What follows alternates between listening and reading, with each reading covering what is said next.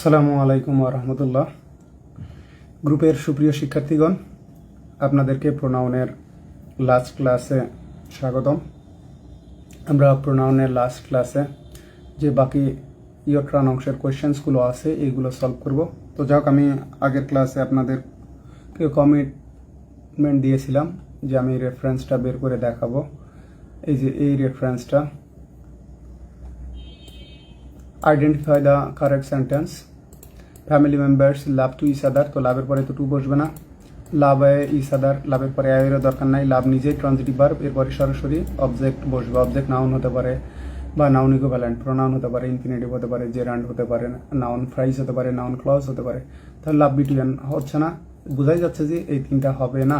তো এখন অনেকে বলতে পারে এই জায়গায় ইচ আদার কেন বসলো। আমি বলেছিলাম যে দুইয়ের মধ্যে বোঝালে আমরা সাধারণত ইচ আদার ব্যবহার করব, দুইয়ের অধিক হলে ট্রেডিশনাল গ্রামারের রুলস অনুসারে আমরা ব্যবহার করব ওয়ান অ্যানাদার। কিন্তু মডার্নে এখন এই যে the three sister love each other, এটাও রাইট, এটাকে ভুল বলার সুযোগ নেই। কিন্তু ট্রেডিশনাল গ্রামারে শুধু এটাকেই স্ট্রিক্টলি ফলো করা হয় যে দুইয়ের অধিক হলে ওয়ান অ্যানাদার, কিন্তু এটাকে এখন বলার সুযোগ নেই। ফ্যামিলি মেম্বাররা কিন্তু দুইয়ের অধিক যদি হতে পারে, পরিবারের সদস্যরা দুইয়ের অধিকও তো হতে পারে। তো এক্ষেত্রে রেফারেন্সটা আমি বলেছিলাম এটা ব্যারন স্টোভেল থেকে প্রশ্নটি সেট করা। তো এই বিষয়টা আপনারা যারা আগের ক্লাসটা করলেন আমি রেফারেন্স দেখাই, কারণ আমি যেটা পড়াই আমার কাছে এগুলোর রেফারেন্স থাকে। প্রশ্নকর্তারা কোথা থেকে কপি করে, কি নিল না নিল। এই যে দেখেন প্রথম কোয়েশ্চেন, এটা দেখায় দি ব্যারন স্টোভেল রেসিপ্রোকাল প্রোনাউন্স 51 প্রবলেমস। এই যে parents how to prepare for the TOEFL।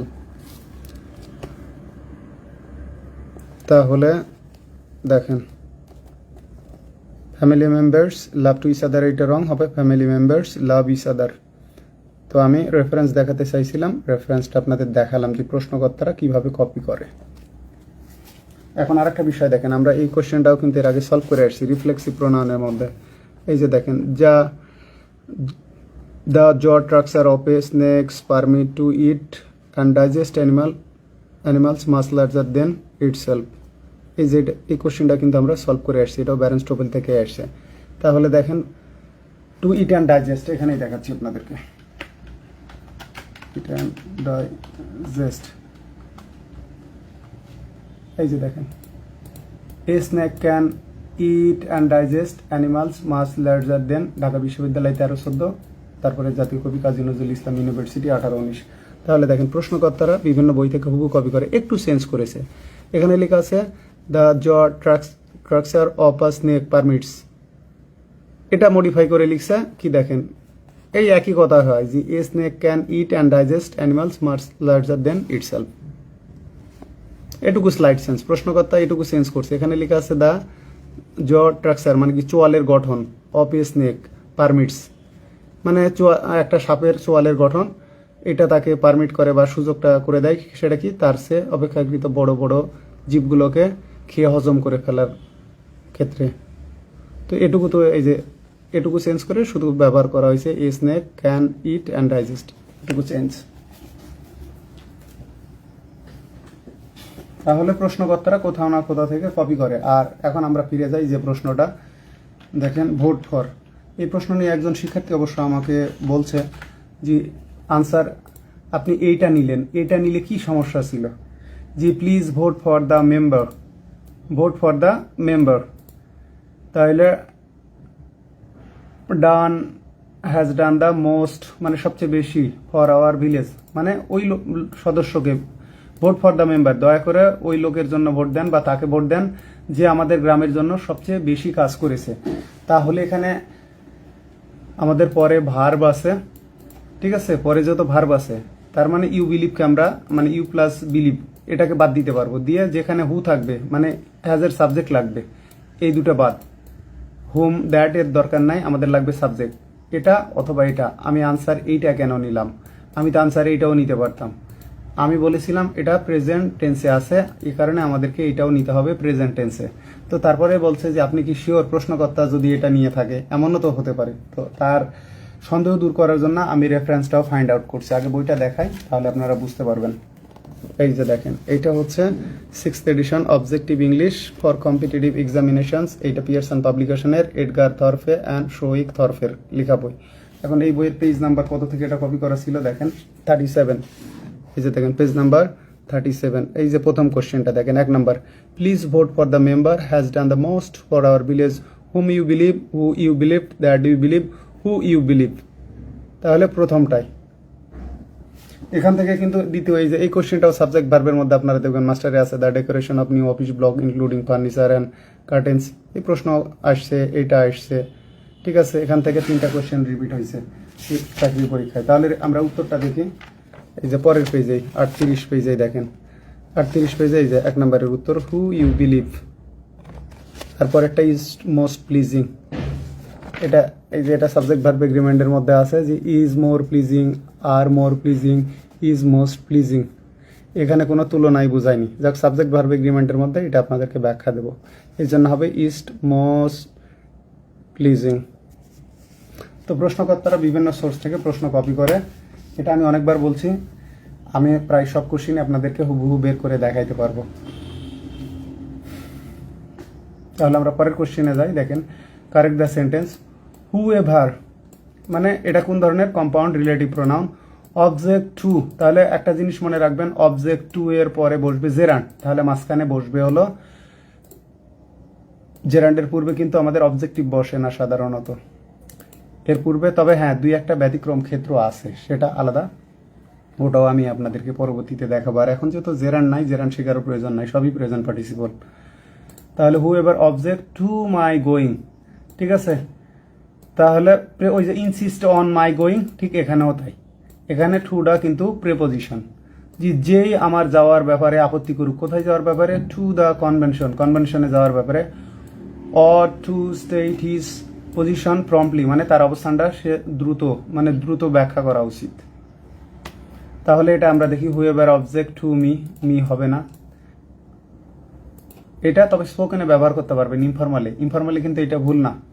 Hmm ever object to, এটা হবে না কেন, এর সাবজেক্ট হিসেবে দেখেন ইনকারেক্ট আর ইনফরমালের তফাৎ দিয়ে অনেক শিক্ষার্থী মনে করছে যে ইনফরমাল মানে মনে হয় ইনকারেক্ট, ইনকারেক্ট না। দেখেন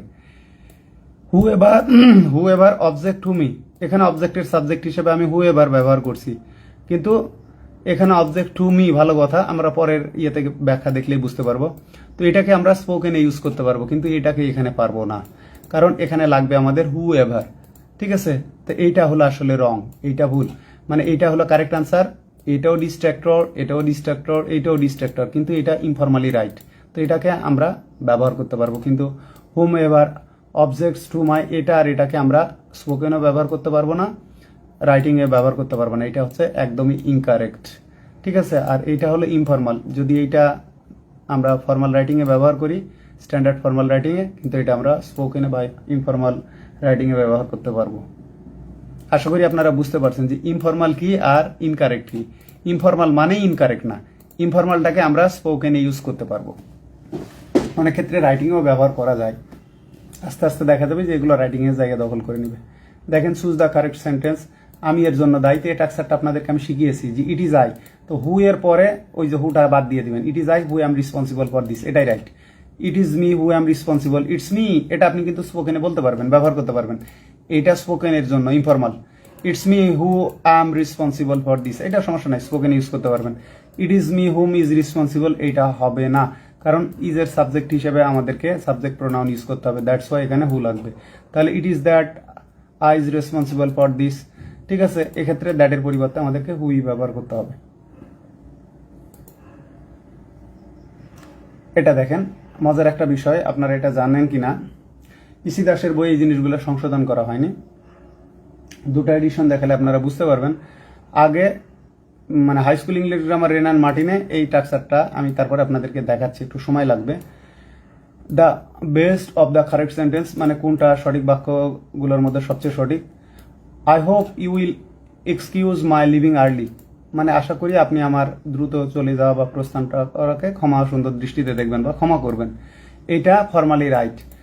মানে আমাদের ভার্ব এবং জেরান্ডের মাঝখানে পজিটিভ প্রোনাউনের পজেসিভ ডিটারমিনার বা পজেসিভ অ্যাডজেক্টিভের ব্যবহার। I hope you will excuse me leaving, দেখেন প্রশ্নটা আসছিল কিন্তু মেডিকেল অফিসার 5-এ, এটা কিন্তু আবার high school English grammar Wren and মার্টিনের বইয়ের ওই এসান পাবলিকেশন সংস্করণ করিয়েছে ভাষা পরিবর্তনের সাথে। তো এটাও কিন্তু রাইট, এটা ইনফর্মাল, এটা ফর্মাল, এটা ইনফর্মাল। আবারও বলি, এটা হচ্ছে ফর্মাল আর এটা ইনফর্মাল। আগে এটাকে ইনকারেক্ট ধরা হতো, কিন্তু এখন ইনফর্মাল মানেই যে ইনকারেক্ট না সেটা তো বুঝতেই পারছেন। তাহলে এটা ভুল। I hope you will excuse me for my leaving early, এটা টাক্সারগত ভুল আছে, কারণ এখানে আমার ফর লাগবে না। এক্সকিউজ মি লিভিং আর্লি অথবা এক্সকিউজ মাই লিভিং আর্লি, তো এইটা incorrect. I hope you will excuse of my, এক্সকিউজের পরে আর অপের দরকার নাই, ঠিক আছে, এইটা তাহলে ভুল। এগুলো গ্রামাটিক্যালি ভুল। এখন এইটা দেখেন ফর্মাল, এটা হচ্ছে ফর্মাল রাইটিং এর ক্ষেত্রে এটা মোস্ট অ্যাপ্রিপিয়েট, এইটা স্পোকেনের ক্ষেত্রে চলে, কিন্তু আগের বইগুলো কি করা হতো, এটাকে ইনফর্মাল ধরা হতো, ইনফর্মাল বলতেছি ইনকারেক্ট ধরা হতো। পিসি দাসের বই আপনাদের যার কারো কাছে যদি থাকে তাহলে দেখবেন যে সেখানে ইনকারেক্ট আর কারেক্ট লেখা আছে, এটাকে বলা আছে হলো, আপনারা কি দেখবেন তাহলে আমি দেখাই, কোশ্চেন করেন না। আপনাদের একটাই সমস্যা, শিখতে চাইলে কিন্তু প্রশ্ন করতে হবে, শিখতে চাইলে প্রশ্ন করতে হবে, জানিবার ইচ্ছা জিজ্ঞাসা, কিন্তু আপনাদের মধ্যে জিজ্ঞাসা করার টেন্ডেন্সিটা খুবই কম।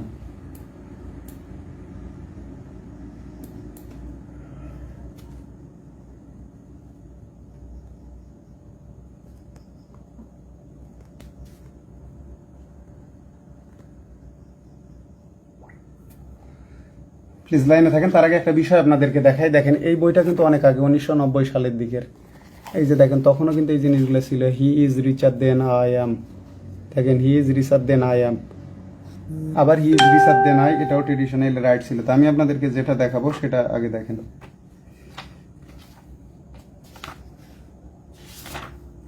একটু ধৈর্য রাখেন। রেফারেন্সগুলো দেখানোর কারণ সবসময় আমি থাকবো না, কিন্তু ক্লাসগুলো দেখে আপনারা নিজেদেরকে সমৃদ্ধ করে নিতে পারবেন, আর তখন বুঝতে পারবেন যে আসলে আমাদের শিক্ষায় কোন ধরনের পরিবর্তন আসা উচিত।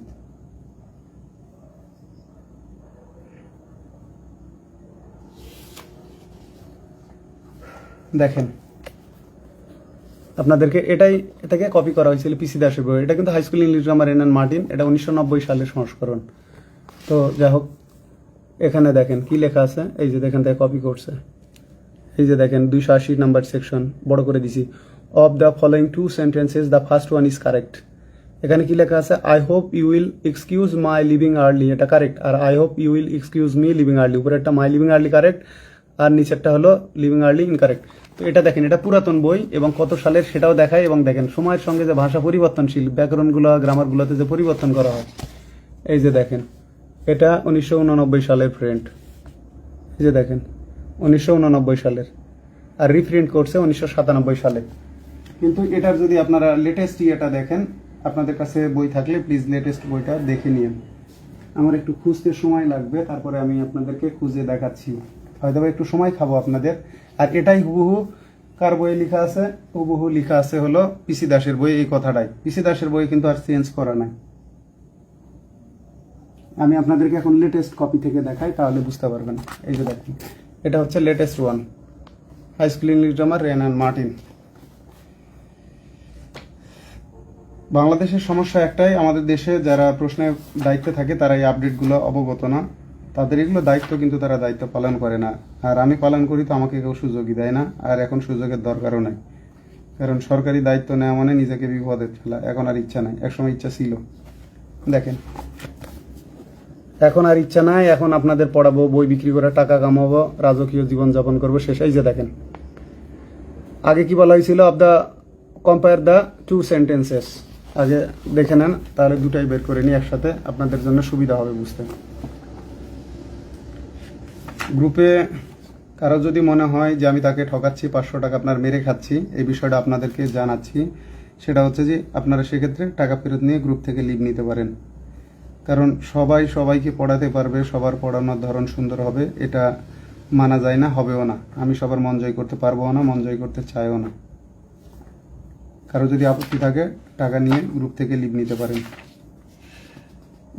এখন পাশাপাশি দেখাই যে আমরা দেখলাম কি দেখে গেলাম, এই যে 280 of the two following sentences the first one is correct, এই কথা লেখা ছিল। ঠিক আছে, ফার্স্ট ওয়ান ইজ কারেক্ট। এটা 1989 এডিশন। আর এটা দেখেন কি লেখা আছে, compare the following two sentences. এখানেই দেখেন এটা 281-তে নিয়ে আসছে। I hope you will excuse my leaving early, আর second one I hope you will excuse my leaving early. তাহলে কি হবে, in the first sentence the word preceding the gerund দেখেন is in the positive case, while in the second sentence it is in the objective case. Both the sentences are correct. তাহলে দেখেন এখন এটা কি দুটোই সঠিক। আগে দেখলাম কি যে প্রথমটা কারেক্ট আর দ্বিতীয়টা রং, আর এখন কি বলা হয়েছে, both the sentences are correct। ওই যে বললাম ইনফর্মাল মানে ইনকারেক্ট না, ইনকারেক্ট এক জিনিস আর ইনফর্মালটা ওই যে বলে দুটোই কাছাকাছি, ওই যে আপন ভাই আর সৎ ভাইয়ের মতো, আপন ভাই না থাকলে সৎ ভাই। তাহলে যেমন সে আমার আপন ভাই, তাহলে he is my own brother, আর সে আমার ভাই, হি ইজ মাই ব্রাদার। আর সৎ ভাই হলে he is my step brother. তাহলে দেখেন উই ক্যান ইউজ, এই যে দেখেন either the possessive case or objective case of a noun and pronouns before gerund. The possessive is more formal, দেখেন কি বলা আছে, এই যে the possessive is more formal and it is less usual in the everyday speech. এবং আপনাদেরকে একটা বিষয় বলি, ফর্মাল বিষয়গুলো কিন্তু স্পোকেনে ব্যবহার হয় না। আপনাদেরকে এই যে শেখানো হচ্ছে স্পোকেনে কিন্তু প্রথমটা ব্যবহার করবেন না, সেটা স্পোকেনে ব্যবহার হয় না, স্পোকেনে ব্যবহার করা হয় ইনফর্মালটা। নিশাদ আল হাসান স্যার, আপনি কারো টাকা ফেরত দিবেন না, অনেকে ক্লাস শোনেন। আমি আপনাদেরকে একটা কথা বলি, আপনারা এই পর্যন্ত 1000 কয়েকজন ভর্তি হয়েছেন, হয়তো বা এর মধ্যে সবাই কিন্তু টাকা দিয়েছেন তা কিন্তু না। প্রথম দিকে আমি অনেকের টাকা পাইনি, প্রথমে 200 কতজন ভর্তি ছিল, এর মধ্যে অনেকেরই আমি টাকা পাইনি। ওই সময় আমি অ্যাড করে নিয়েছিলাম আবেগের জায়গা থেকে, পরবর্তীতে আমি টাকা নিয়েছি। হয়তো বা সব মিলিয়ে আমি ধরে নিলাম যে 1100 জন ভর্তি হলে ধরে নিলাম 50-60 জন বাদ দিই। আমার নিজের কিছু আইডিয়া আছে এখানে, এই যে আমারই 2-3টা আইডিয়া আছে, আমার ওয়াইফের আইডিয়া আছে, কিছু শুভাকাঙ্ক্ষীর আইডিয়া আছে, তো এগুলো তো টাকা ছাড়াই। তো আমি ধরে নিলাম এই গ্রুপ চালিয়ে আমি 5 লাখ টাকা আপনাদের কাছ থেকে পেয়েছি। তো আল্লাহর রহমতে এমনও দিন আসে আমি একদিনই 5 লাখ টাকা আয় করি।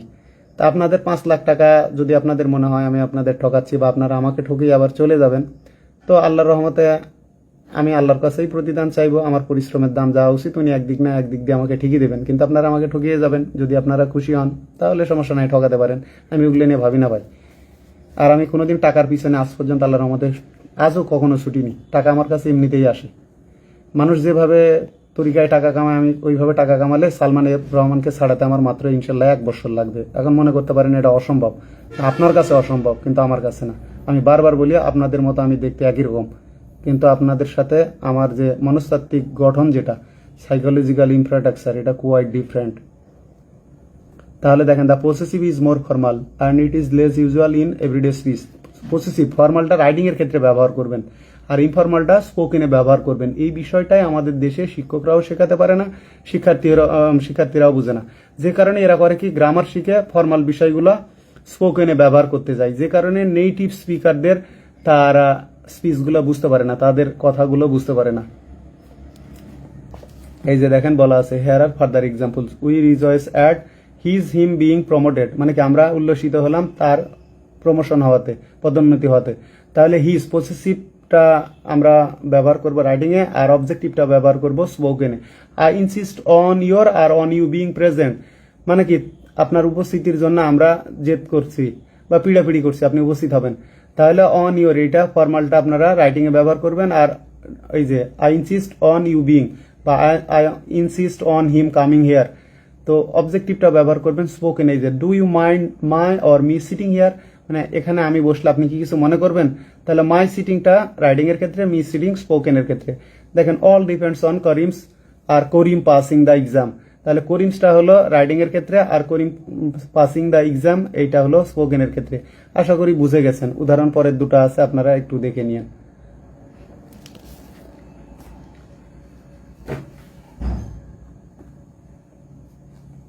আর আরেকটা কথা আপনি বলতেছেন এর টাকা অনেকেই ফেরত নিয়ে গেছে, গ্রুপে দেখবেন প্রতিদিনই সদস্য কমে বাড়ে। এর মধ্যে কিন্তু অনেকে ধরেন এই এতগুলো পোস্ট পড়ার পরে, তখন হয়তো বা ক্লাস কয়টা ছিল, 14-15টার ছিল, এরপরেও অনেকে টাকা নিয়ে গেছে এবং এই লিস্টও আছে কারা কারা টাকা ফেরত নিয়েছে। মাঝে মাঝে হয়তো আমি 4-5টা পোস্ট দিয়েছি, কিন্তু এর মধ্যে টাকা ফেরত নিয়েছে এদের সংখ্যাও 50-এর উপরে। তো এটা নিয়ে আমার মন খারাপের কারণ নাই, আমি নিজে লাইফে অনেক কিছু একসময় হারাইছি। আমি এখনো অনেক লাইব্রেরিয়ানদের কাছ থেকে পুরান টাকা ধরলে কোটি টাকার উপরে পাবো। সব হিসাব করলে। আর আমার বই পাইরেসি করেই মানুষ কোটি কোটি টাকার ক্ষতি করে, আর আপনি এই 5 লাখ টাকার জন্য আমাকে বলে লাভ নাই। আপনাদের যদি মনে হয় টাকা নেওয়া উচিত, নিয়ে নিতে পারেন। এই যে দেখেন, আর আগে কি লেখা ছিল দেখেন, আগে লেখা ছিল ওই যে of the following two sentence first one is correct, আর নিচে দেখেন remember therefore to use possessive case of noun and pronoun before. তাহলে দেখেন we rejoice at his, not him লেখা ছিল, আর পরে কি করা হলে হিজ অবলিক হিম। দেখেন we heard of their, not them, having discovered another steam.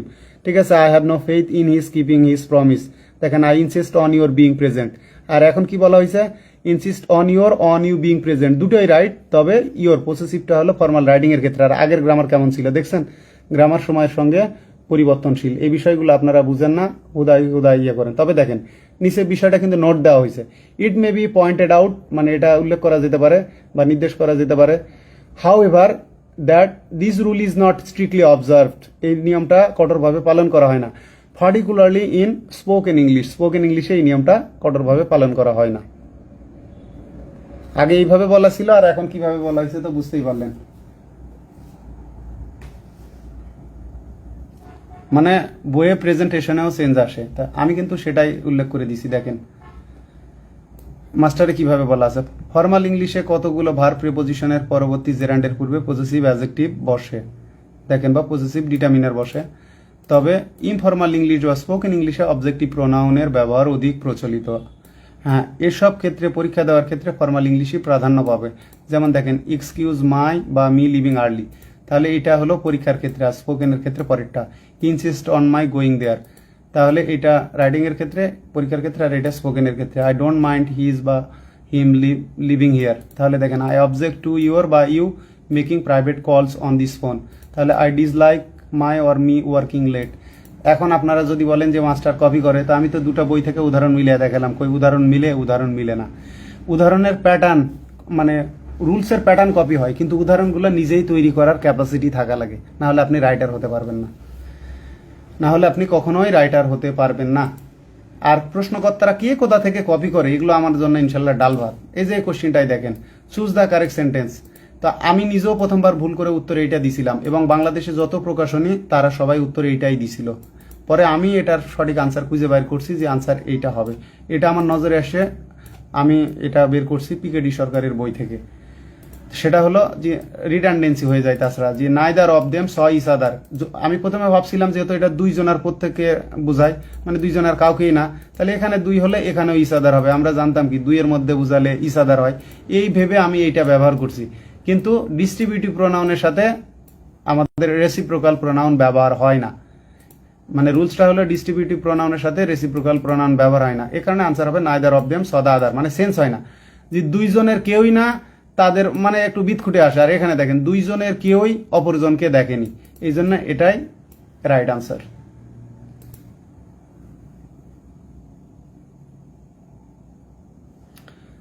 এই প্রশ্নটা আমি আবারও বলে দিই, এটা পিকেডি সরকারের বই থেকে কপি করা। মানে আপনাদেরকে এভাবে রেফারেন্স দেখাতে গেলে আমার অনেক সময় নষ্ট হবে, তাছাড়া আমি প্রতিটা রেফারেন্স আপনাদেরকে বের করে দেখাতাম, যেন পরবর্তীতে কোনো জেনারেশন আমাদের এই সাফারিংসটা না করে, নতুন নতুন রাইটার ভালোভাবে বের হয়ে আসতে পারে। তাহলে দেখেন it's an absurd situation, neither of them will talk to the other, মানে তাদের কেউই, এটা একটা কি একদমই কি বলবো যে অ্যাবসার্ড, মানে একদম বাজে পরিস্থিতি বা অযৌক্তিক, ঠিক আছে, পরিস্থিতি, উদ্ভট পরিস্থিতি। নাইদার অফ দেম, তাদের কেউই, মানে দুইজনের কেউই, will talk to the other, মানে একজন আরেকজনের সাথে কথা বলবে না।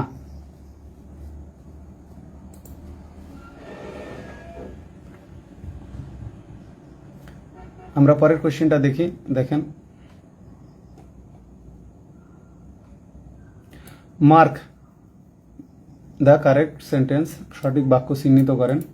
তাহলে one of the boys lost one's fan, তাহলে বালকদের একজন তার কলম হারিয়েছে। তো আমরা যেটা জানি ওয়ান হলে ওয়ান্স হয়, কিন্তু ওয়ান এর পরে যদি অফ প্লাস এই যে নাউন ফ্রেজ থাকে, তো এক্ষেত্রে পরে যেটা থাকবে, এটা যেহেতু থার্ড পারসন আছে, এই কারণে আমাদেরকে হিজ ব্যবহার করতে হবে। যেমন দেখেন one of you lost your fan, ভালো কথা। তেমনি one of the boys, boys কিন্তু এই প্লুরাল হবে না, এটা দেখেন এটা তখন পসেসিভ হয়ে গেল। এটাই যে যেমন দেখেন boys girls school, boys college, boys school, এইরকম। তো আমাদের এটা তখন পসেসিভ হয়ে গেল। যদি এটা আমরা আগে দিই তখন সিঙ্গুলার, আর যদি পরে দিই তাহলে এটা প্লুরাল হয়। লস্ট ওয়ান্স তাহলে হবে না, ওয়ান হলে আমাদের শুধু ওয়ান হলে ওয়ান্স হয়। পরেরটাই দেখেন, one of the boys lost his pen, তাহলে এটাই রাইট আনসার, কারণ ওয়ান অফের পরে আমাদের প্লুরাল নাউন বসে, আর এটা যেহেতু থার্ড পারসন প্লুরাল বা থার্ড পারসন এইটা, এই কারণে আমাদেরকে হিজ ব্যবহার করতে হবে। তবে এটা যেহেতু মেল তাই আমরা হিজ ব্যবহার করলাম। মেল যদি ফিমেল হতো, দেখেন ওয়ান অফ দ্য গার্লস, যদি এটা হতো ওয়ান অফ দ্য গার্লস তখন হতো লস্ট হার ফেন, তখন কিন্তু এটা হয়ে যাইতো। তাহলে এখানে একটা বিষয় আপনাদেরকে দেখায় কত রকম ভাবে এটা হতে পারে। One of the boys lost his pen, one of the girls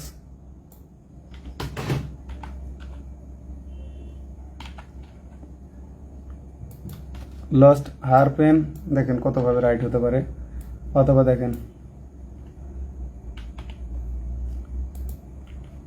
one of us, pronoun plural দিলাম, ওয়ান অফ, ঠিক আছে।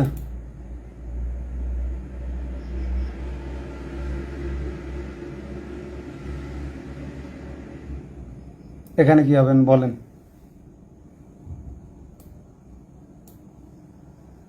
এখানে তো আসলো, আসলে এখানে থার্ড পারসন হলে আমাদের হতো, তো আমাদের একজন, ঠিক আছে, ওয়ান অফ আস, আমাদের একজন লস্ট, এখানেও কিন্তু থার্ড পারসন ইজি হচ্ছে।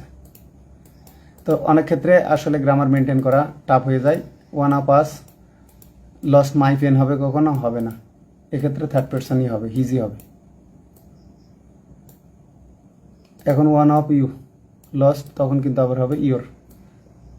তো কিছু কিছু জায়গায় বিদঘুটে প্রবলেমটা থাকে, সব জায়গায় গ্রামার দিয়ে জাস্টিফাই করা যায় না। গ্রামারের রুলস বলে আর একটা, কিন্তু প্র্যাকটিক্যালি আর একটা। তাহলে দেখেন one of the boys lost his pen আর one of the girls lost her pen.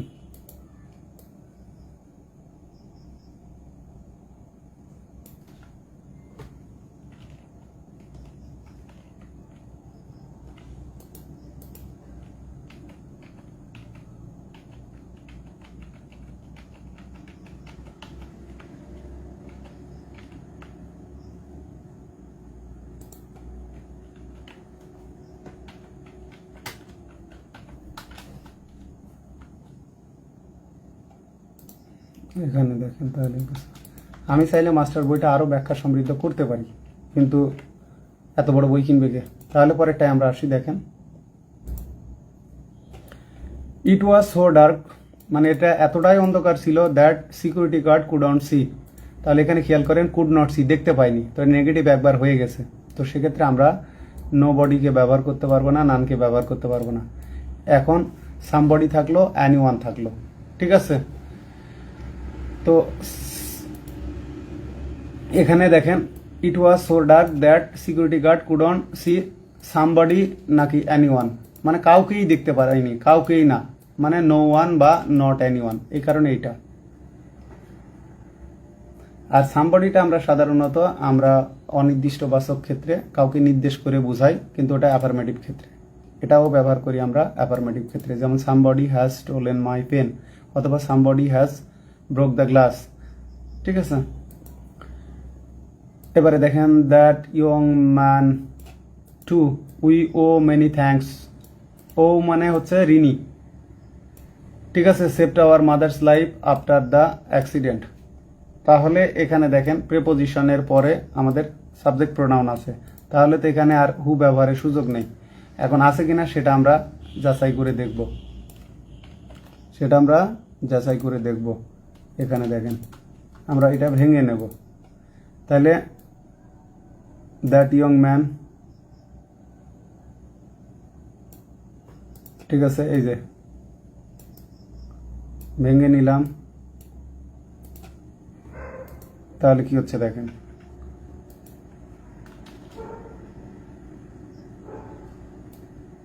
এই টু তখন চলে যাবে, সিম্পল করলে এখানে এটা ক্যাপিটাল হয়ে যাবে। উই, সেন্টেন্স ভাঙতে পারলে বেশ সুবিধাই হয়। We owe many thanks to him, অথবা একই কথায় we owe him many thanks, তাহলে দেখেন আমাদের মিসিংটা কি, মিসিং আমরা দেখব যখন এটা অথবা এটা। তাহলে এই দুটো sentence, that young man saved our mother's life, তাহলে আমরা এর সাবজেক্ট পাইলাম, এর ফাইনাইট ভার্ব পাইলাম, মিলে গেল, ভালো কথা। এই সাবজেক্ট পেলাম, এই ফাইনাইট ভার্ব পাইলাম, তো দুটোই মানে এখানে দুটো সাবজেক্ট দুটো ফাইনাইট ভার্ব আছে। এই একটা সাবজেক্ট, তার ফাইনাইট ভার্ব হলো এইটা, আর এই সাবজেক্টের ফাইনাইট ভার্ব এটা, তাহলে সাবজেক্ট ফাইনাইট ভার্ব সমান সমান। তো সেক্ষেত্রে আমরা ব্যবহার করব এই যে অবজেক্ট প্রোনাউন হোম। এখানে যত ব্যক্তিবাচক ম্যান বোঝানো হয়েছে, হুইস হবে না, ঠিক আছে, হুজ হবে না, কারণ এরপরে নাউন নাই। নাউন থাকলে পজিশন বা রিলেশন বোঝানোর জন্য আমরা জেনেটিভ বা পজিটিভ ডিটারমিনার ইউজ করতে পারতাম। তাহলে হু কেন হবে না, এখানে পরে মানে হু তো সাবজেক্ট হতে হবে, কোনো ফাইনাইট ভার্ব ফাঁকা নাই, এই কারণে। তো আশা করি আপনারা বুঝতে পারলেন।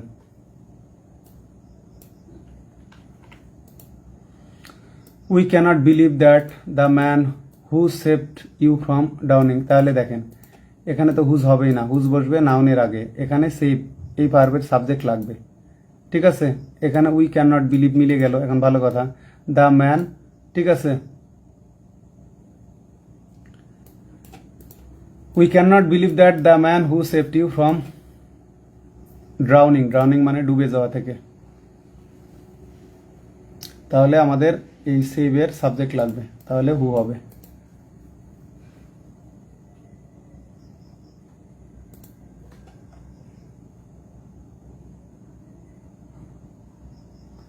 খন্দকার খাতুন, হু অল একসাথে কেন বসতে পারে না স্যার? আমি বুঝতে কেন হু অল তো একসাথে বসতে পারে, আগের ক্লাসে তো এইটা আমি ব্যাখ্যা করেছি।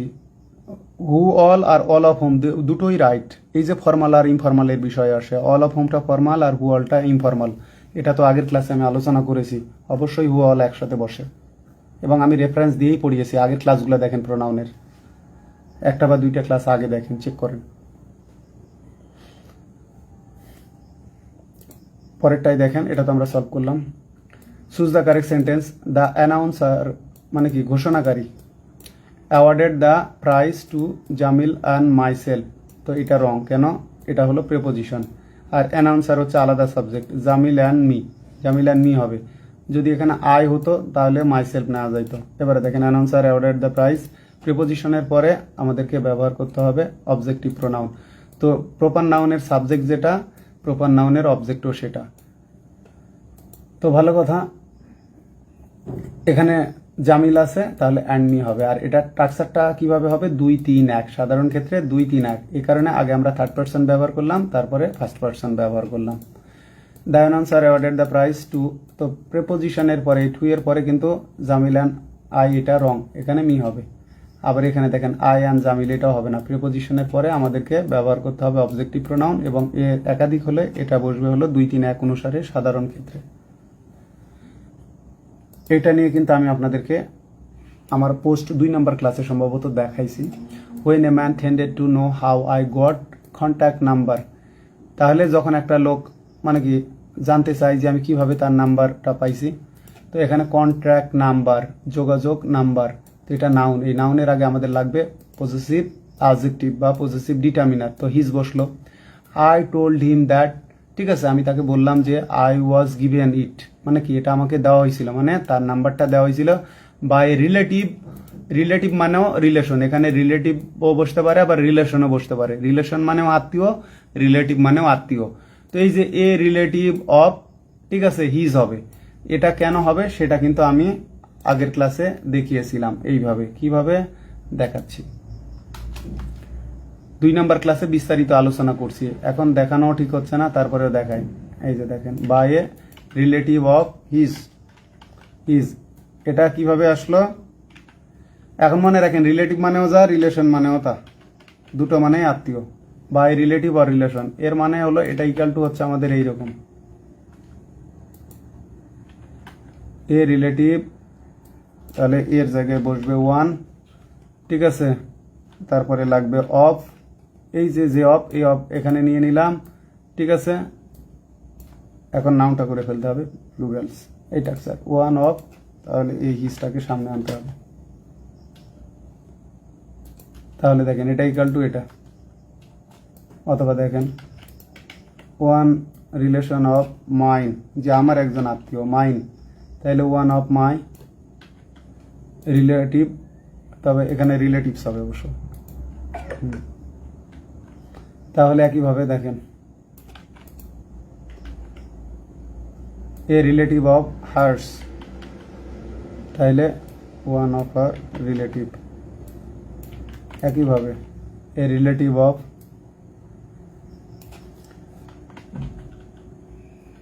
yours, one of your relatives।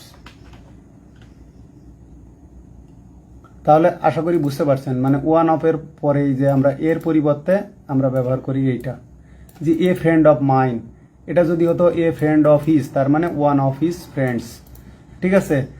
A friend of mine, ঠিক আছে, ওয়ান অফ মাই ফ্রেন্ডস, ঠিক আছে। এ ফ্রেন্ড অফ হার মানে ওয়ান অফ হার ফ্রেন্ডস, হ্যাঁ ওয়ান মানে এ ফ্রেন্ড অফ ইয়োর্স মানে ওয়ান অফ ইয়োর ফ্রেন্ডস।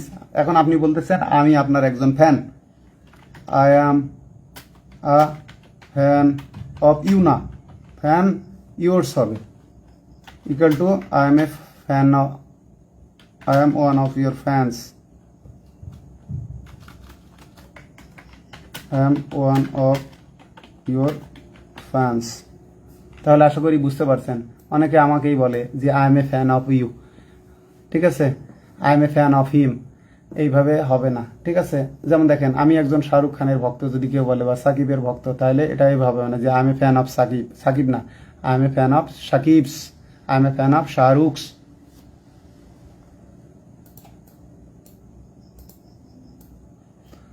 তো আশা করি এটা বুঝতে পেরেছেন, আর প্রবলেম হওয়ার কথা না।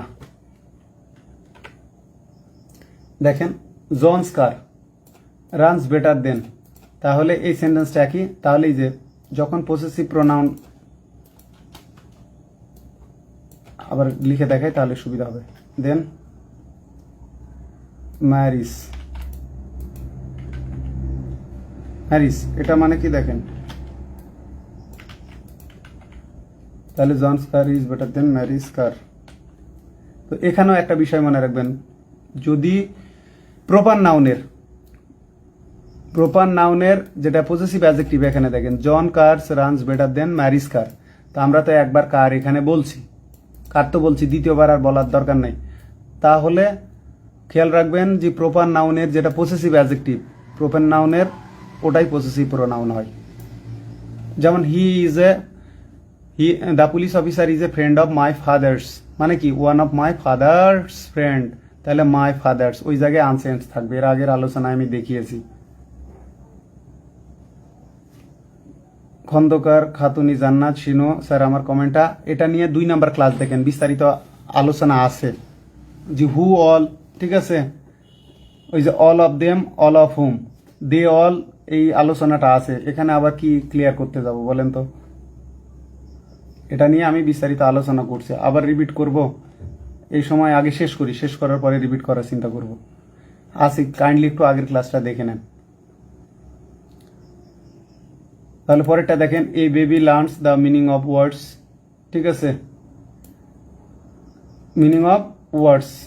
দেখেন এই baby learns the meaning of words মানে কি একজন শিশু শব্দের অর্থ শেখে, as they are spoken by others.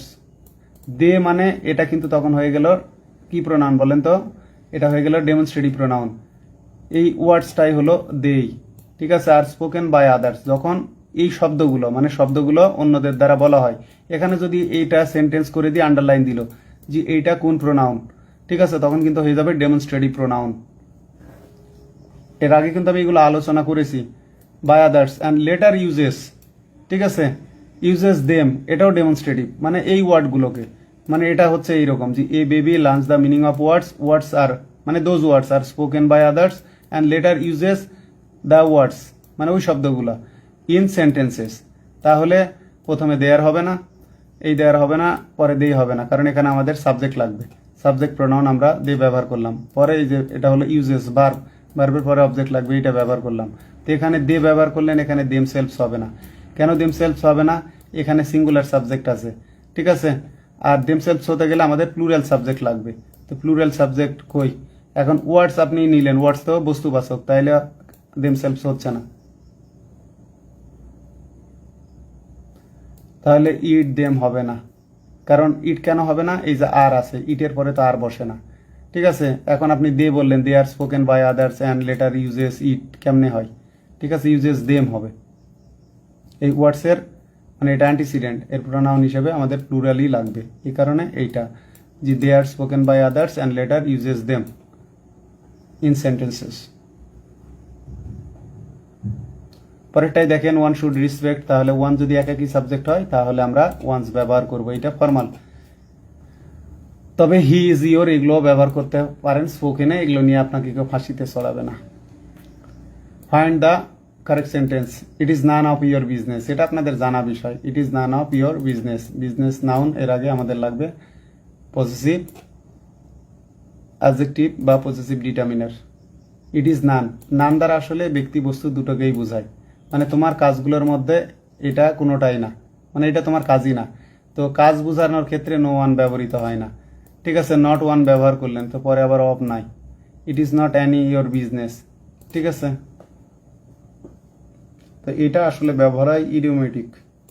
It's none of your business, my business is my business. পরেরটাই দেখেন, উইচ ওয়ান ইজ কারেক্ট?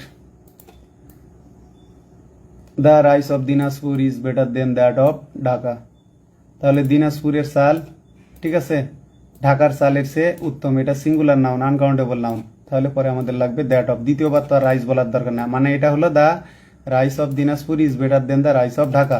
এখন দ্বিতীয়বার আর আমি এই রাইসটাকে রিপিট করবো না, এই জন্য ওর পরিবর্তে আনকাউন্টেবল নাউনের পরিবর্তে আমি দ্যাট ব্যবহার করলাম। এখন যদি আপনি এটা বলেন যে the rice of Dinajpur is better দেন ঢাকা, এটা কেমন হলো? এটা ঢাকার সাল, সরি, দিনাজপুরের সালের সাথে ঢাকার তুলনা হলো, কিন্তু তুলনা হবে কি? যে ঢাকা দিনাজপুরের সালের সাথে ঢাকার সালের তুলনা হবে, এটা হয়ে আছে ইলজিক্যাল কম্পারেটিভ, মানে অযৌক্তিক। তো এই তিনটাই ভুল। দেখেন, the country is about to go bilingual with two official language, but এই যে দুইটা অফিসিয়াল ল্যাঙ্গুয়েজের কথা বলা আছে, যদি দুই বুঝায়, আমরা কি জানি? দুইয়ের মধ্যে বোঝাতে নাইদার ব্যবহার করি। আর এখানে একটা মজার বিষয়, বোথও কিন্তু দুইয়ের মধ্যে বোঝায়। এইতে যেটা আছে বোথটাও কিন্তু দুইয়ের মধ্যে বোঝায়। নাইদার বা নিদারও দুইয়ের মধ্যে বোথ, কিন্তু আমরা এখানে নাইদার কেন নিলাম? এখানে আমাদের ভার্বটা সিঙ্গুলার আছে। নাইদার কি ভার্ব নাই? সিঙ্গুলার ভার্ব নাই। মানে দেশটাতে দুইটা, মানে দ্বিভাষিক দেশ হবে, দুইটা অফিসিয়াল ল্যাঙ্গুয়েজ থাকবে, কিন্তু কোনোটাই ইংরেজি না। ঠিক আছে, neither of them is English. পরেরটাই দেখেন, Rahim found a laptop in the classroom but he could not determine, এই যে বিলং টু, তো বুঝতেই পারছি টু এর পরে আমাদের কি লাগবে? অবজেক্টিভ লাগবে। জি Rahim found a laptop in the classroom, এটা বাদ দেন, but he could not determine. ঠিক আছে, তাহলে কি হচ্ছে? হি কুড নট ডিটারমিন, এখানে শেষ। তাহলে it belong to whom, it belong to whom, তাহলে টু এর পর গ্যাপ থাকার কারণে আমাদেরকে ব্যবহার করতে হচ্ছে। এখন বলতে পারেন যে এখানে তো হোম নাই, এটাই হলো সমস্যা, এটা হলো ইনফর্মাল। এটা হলো ইনফর্মাল। একটা বিষয় মনে রাখবেন, এই যে হুম ডু ইউ ওয়ান্ট, এটা ফর্মাল, আর হু ডু ইউ ওয়ান্ট এটা হচ্ছে ইনফর্মাল। এইটাই হলো ঝামেলা। মানে এটা কিন্তু গ্রামাটিক্যালি আমরা শিখে আসলাম যে এখানে হওয়ার কথা কিন্তু হুম, তাই বলে আবার অন্য কিছু ভাবলে সমস্যা।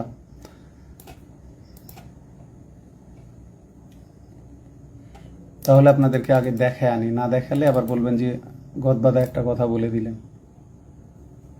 হু, এখন হুমের ব্যবহারই নাই। এই যে দেখেন, formal, used instead of who as the object of a verb or preposition. Whom did they invite, to whom should I write. ঠিক আছে, the author whom you criticize in your review, তা ভালো কথা। এইটা হলো ফর্মাল। গ্রামার পয়েন্টে দেখেন, এই যে গ্রামার পয়েন্ট। ঠিক আছে, whom is not used in very often in spoken English, who is usually used as the object of pronoun. এই যে দেখেন, স্পোকেন ইংলিশ হয় না, হু ইজ ইউজুয়ালি ইউজড, মানে এটা ইনফর্মাল। এই যে দেখেন, who did you invite to the party, who did you. স্পোকেনে এই যে দেখেন, the use of whom as the pronoun after preposition is very formal. ঠিক আছে, দেখেন, to whom should I address the letter, he asked me with whom I had discussed it. In spoken English it is much more natural to use who, দেখেন, and put the preposition at the end of the sentence. এই যে দেখেন, who should I address the letter to, আর এখানে কি ছিল? দেখেন to whom should I address the letter, এই যে দেখেন he asked me who I had discussed with. দেখেন in defining relative clauses the object pronoun who is not often used, you can either use who or that or leave out. Leave out মানে বাদ দিতে পারেন, the pronoun completely পুরো দামে বাদ দিতে পারেন। এই যে দেখেন the family who that hmm তিনটাই right, I met at the airport were very kind. এখানে দেখেন এই যে আওয়ার ডক্টর হুম অর, এই যে দেখেন হু আর whom we all like very much retired last week. তাহলে দেখেন this pattern is not used very much in spoken English. In non defining relative clauses who, এই যে দেখেন মোর ফর্মালি হোম। ফর্মাল হলে আমরা তো প্রশ্নকর্তারা ইনফর্মাল ইংলিশও করে থাকেন, ইনফর্মাল মানেই ভুল না।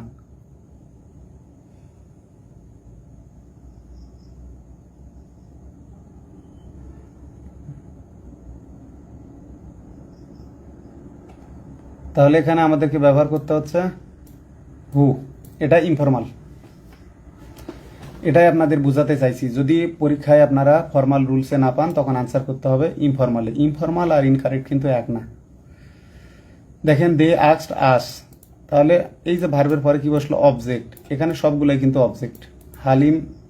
হামিদ অ্যান্ড, তাহলে কি হবে মি হবে, এখানে অবজেক্টিভ লাগবে। Whether we thought that the statistics has been presented fairly and accurately, পরিসংখ্যানটা সঠিকভাবে এবং কি বললো ন্যায্যভাবে উপস্থাপন করা হয়েছে কিনা। ফিল ইন দ্য গ্যাপ, আগে কিন্তু ফিল আপ ব্যবহার করা হতো, এখন ফিল ইন ব্যবহার করাই। ফিল ইন দ্য গ্যাপ মানে কমপ্লিট দ্য গ্যাপ। তো ফিল ইনের যে বিষয়টা বলি, ব্রিটিশ অবশ্য ফিল আউট ব্যবহার করে। তো দেখেন টেল মি, আমাকে বলেন বা আমাকে বলো, টোল্ড ইউ অ্যাবাউট ইট, মানে কে তোমাকে এটা বলছে। আমাদের টোল্ড এর সাবজেক্ট লাগবে, টেল মি এখানে খতম। এখানে দেখেন টোল্ড ইউ অ্যাবাউট ইট, এ ব্যাপারে কে তোমাকে বলেছিল। তাহলে এই টোল্ড এর সাবজেক্ট হিসেবে আমাদেরকে হু ব্যবহার করতে হবে, হুম হবে না, হুজ হবে না, দ্যাট হবে না।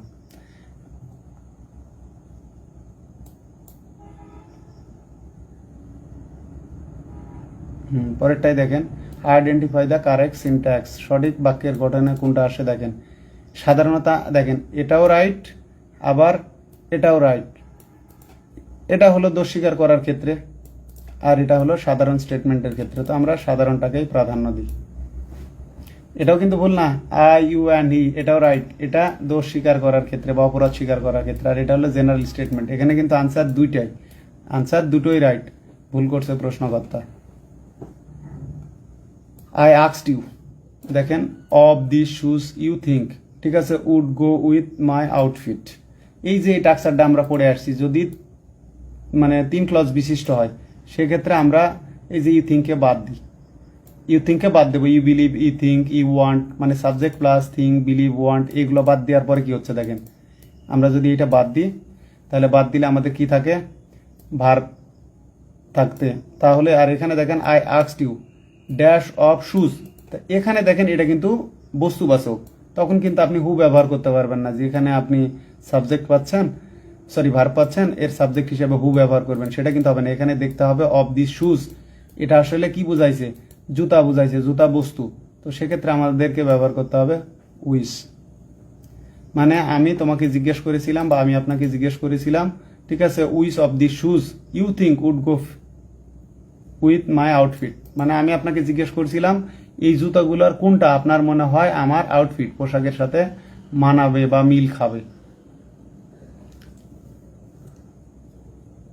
পরেরটা দেখেন আই ডিডন্ট বাই, এখানে আগেই নেগেটিভ করা আছে। তো নেগেটিভ হলে আগে যেমন ওই যে আমরা এনিওয়ান দেখলাম, কুডন্ট সি এনিওয়ান, ঠিক আছে, এখানে হবে এনিথিং। আমরা দেখে আসলাম, এই যে দেখেন it was so dark that the security guard couldn't see anyone, ব্যক্তির ক্ষেত্রে, আর বস্তুর ক্ষেত্রে এনিথিং। এই যে দেখেন I didn't buy anything in the end, তাহলে নাথিং তো নেগেটিভ, এভরিবডি বস্তু তো হবেই না, কারণ ব্যক্তিকে আর কি কিনবো, সামথিংটা এখানে নেগেটিভে হবে না, তাহলে হবে এনিথিং। সিমিলারিটি আছে। ঠিক একইভাবে এই যে এ laptop of dash has been lost, আমার যদি একটা ল্যাপটপ হারাতো তাহলে আমি বলতাম my laptop has been lost. দেখেন এ ল্যাপটপ অফ মাইন কেন হলো, এর আগে কিন্তু শিখে আসলাম, মানে আমার একাধিক ল্যাপটপ, তার মধ্যে একটা হারাইছে, তাহলে কি হবে one of my laptop,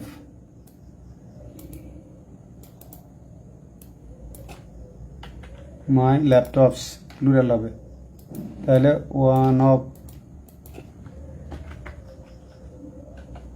দেখেন one of a laptop of mine has lost, মানে one of my laptops has been lost. যদি আমার একটাই ল্যাপটপ থাকতো তাহলে আমি এখানে এত কিছু বলতামই না, আমি ডাইরেক্ট বলতাম my laptop has been lost, তাহলে আমি বলতাম মাই ল্যাপটপ, এইভাবে বলতাম। দেখেন যদি আমার ল্যাপটপ একটা হতো, একটা আমার ল্যাপটপ, যে আমার ল্যাপটপ হারিয়ে গেছে, তাহলে কি হবে, my laptop has been lost, এটা একটার ক্ষেত্রে।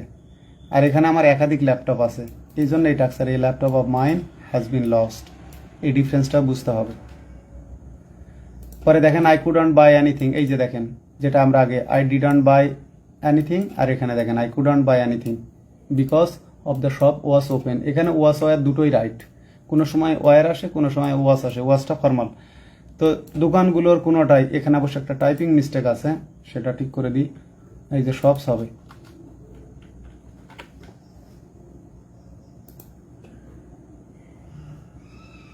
প্রশ্ন এগুলো একটা সময় আমি কালেক্ট করছি বিভিন্ন বই থেকে, ঠিক আছে। এখানে কিন্তু বললাম দুটাই রাইট, কোনো সময় পরীক্ষায় ওয়াস আসে, কোনো সময় ওয়ার আসে।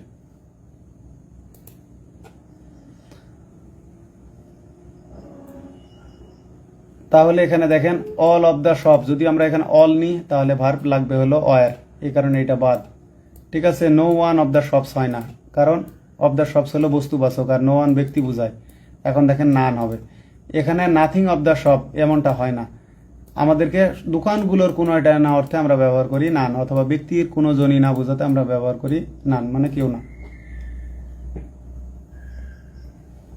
এই যে দেখেন she was so fastidious that, সে এতটাই খুঁতখুঁতে ছিল, ফাস্টিডিয়াস মানে খুঁতখুঁতে। That dash of the three houses were to her liking, কারো পছন্দসই হওয়া বোঝাতে আমরা ব্যবহার করি to one's liking. The dress is to my liking, ঠিক আছে। The phone is to my liking. তাহলে এখানে কি বলা হয়েছে, যে সে এতটাই খুঁতখুঁতে ছিল যে তিনটা বাড়ির, ঠিক আছে, কোনোটাই তার পছন্দসই ছিল না, পছন্দ মতো ছিল না। তে সহজে আমরা দেখে নিই থ্রি আছে, থ্রি হাউস, তো দুইয়ের ক্ষেত্রে ব্যবহার হয় নাইদার আইদার, এই দুটো আগেই বাদ, কারণ থ্রি এর ক্ষেত্রে আইদার নাইদার ব্যবহারের কোনো সুযোগ নাই, আমরা আগে থেকে পড়ে আসছি।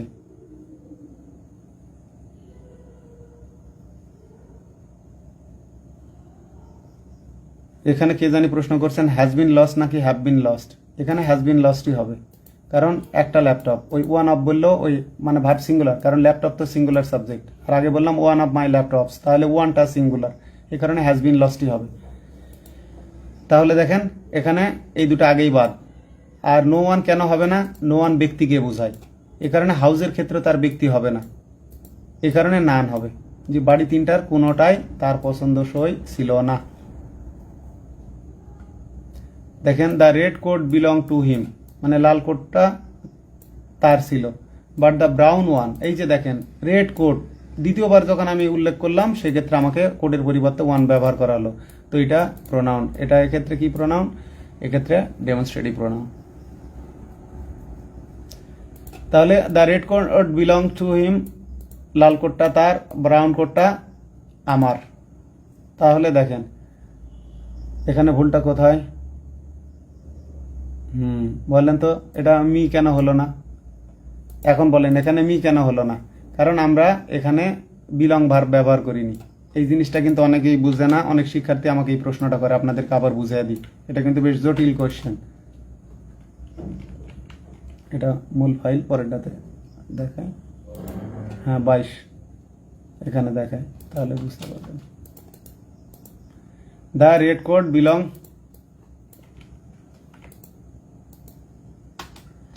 এইরকম কিন্তু এর আগে আমি একটা ব্যাখ্যা আপনাদেরকে করাইছি। দেখেন the red coat belong to him আর the brown was mine, mine, কিন্তু এই বাক্যটা যদি এইভাবে থাকতো তাহলে কি হতো, the red coat belong to him and the brown one two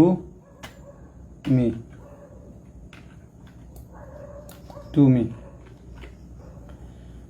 দেখেন এটা দুইভাবে হতে পারে, the red coat belong to him and the মানে এরকম আমি বলতেছি, দ্য ফোন ইজ মাইন, ফোনটা আমার। বাট দ্য ব্রাউন ওয়ান ওয়াস, এখানে বি ভার্ব আছে, এই কারণে আমাদেরকে এখানে পজিটিভ প্রোনাউন ইউজ করতে হবে। আর যদি এইভাবে থাকতো, মানে এই যে বিলং ভার্বই ব্যবহার করলাম, এই ভার্বটার এই যে টুটা, but the brown one to me, to me মানেই এখানে বিলংটা উজ্জ্বল আছে, বিলং টু মি, এইভাবে থাকলে পরে হতো অবজেক্টিভ। কিন্তু এখানে ব্যবহার করছে বি ভার্ব, এই ভার্বটা এটা হলো ডু ভার্ব আর এটা হলো বি ভার্ব। যদি বি ভার্ব হয় তখন কিন্তু অবজেক্টিভ ব্যবহারের সুযোগ নাই, তখন এক্ষেত্রে ব্যবহার করতে হবে পসেসিভ প্রোনাউন। এ সংক্রান্ত দেখেন, first half belong to them, first half, এর আগে আমি কিন্তু দেখাইছি, তারপরে আবার মিল দেখাচ্ছি আপনাদেরকে।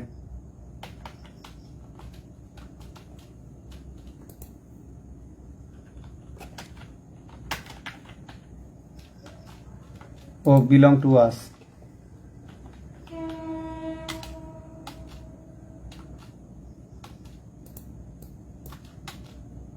এই যে দেখেন, এটা আমি আলোচনা করে গেছিলাম, the first half of the game belong to us and the second half, এখানে আর বিলং উল্লেখ করার দরকার নেই, বিলং উল্লেখ করা হয় নাই, তো টু ব্যবহার করেছিল, তখন ব্যবহার হয়েছিল অবজেক্টিভ টু দেম।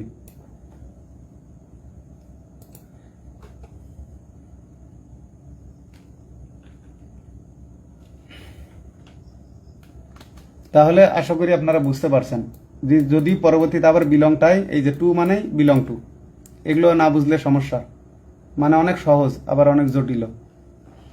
তা আমি প্রতিটা প্রশ্ন ধরে ধরেই আপনাদেরকে পড়াচ্ছি যেন আপনাদের কোনো সমস্যা না থাকে, তারপরে সমস্যা থাকবে। এই যে এই আলোচনাগুলোই আমি বলছিলাম যে all of them are married, এই যে কে জানি প্রশ্ন করছে অল অফ হুম, তো দে অলও ব্যবহার করা যায়, এটাই আমি বলছিলাম যে দুটোই right. I have two brothers both of whom live abroad, ঠিক আছে, I have two brothers both of them live, অথবা দে বোথ লিভ অ্যাব্রোড, এটাও রাইট। এই কোশ্চেনটাই কি জানি এর আগে কমেন্টে জানতে চাইলো। এই যে দেখেন, they all R all of them দুটোই রাইট। এই যে দেখেন, all of them who all, they all of whom. এই জায়গায় এই যে আমি এর আগে বইটাই সংশোধন করলাম, আমি আনসার নিয়েছি অল অফ হুম, তাইলে হু অলটাও রাইট, বিটাও রাইট, এটাও রাইট, কিন্তু প্রশ্নকর্তা আনসার নিয়েছে ফর্মালটা, বিটা ইনফর্মাল। এই যেখানে দে অল এবং অল অফ দেম, এটা ফর্মাল, এইটা ইনফর্মাল। এই প্রশ্নটাই আমাকে কে জানি জিজ্ঞেস করলো।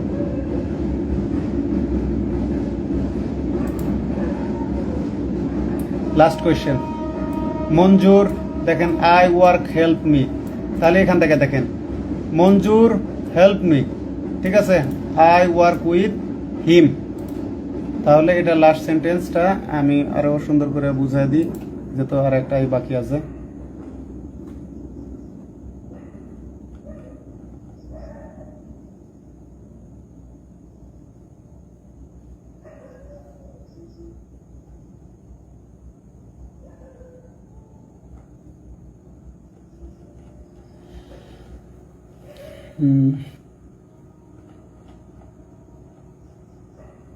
লাস্ট সেন্টেন্স, এই যে দেখেন, এই সেন্টেন্সটাকে যদি আমরা ভেঙে লিখি তাহলে কি হবে,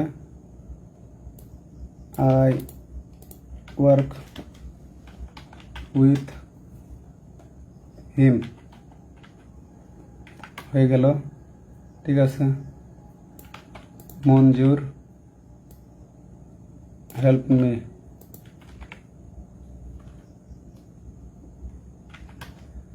তাহলে কি হচ্ছে দেখেন, Manjur help me, I work with him, sentence এই দুটা সিম্পল সেন্টেন্স মিলে যদি আমরা কমপ্লেক্স করি তখন হবে এইরকম, জি মঞ্জুর উইথ হুম, ঠিক আছে, এই যে উইথের পরে অবজেক্টিভ প্রোনাউন আছে, তো উইথের পরে আমাদেরকে ব্যবহার করতে হবে হুম, কারণ পরে সাবজেক্ট আছে, এখানে ভার্ব ব্যবহারের সুযোগ নাই, এখানে সুযোগ নাই, কারণ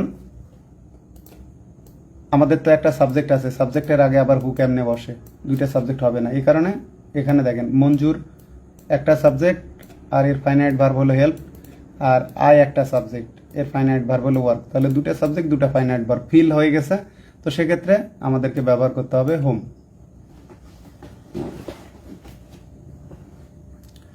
তো যাই হোক, প্রোনাউনের আলোচনা শেষ। তারপরে আমি চেষ্টা করবো ইনশাল্লাহ আর একটা রিভিউ ক্লাস নেওয়ার। ভালো থাকবেন আপনারা, আপনাদের জন্য শুভকামনা। ক্লাস শেষের সময় আর একটা বিষয় বলি, পড়াতে গেলে অনেক সময় স্লিপ অফ টাং হয়ে যায়, অনেক ক্ষেত্রে স্লিপ অফ পেনের মতো, মানে টাইপিং মিস্টেক কিছু হতেই পারে। এর জন্য ক্ষমা প্রার্থী, ক্ষমা সুন্দর দৃষ্টিতে দেখবেন, ক্ষমা করবেন। আল্লাহ হাফেজ।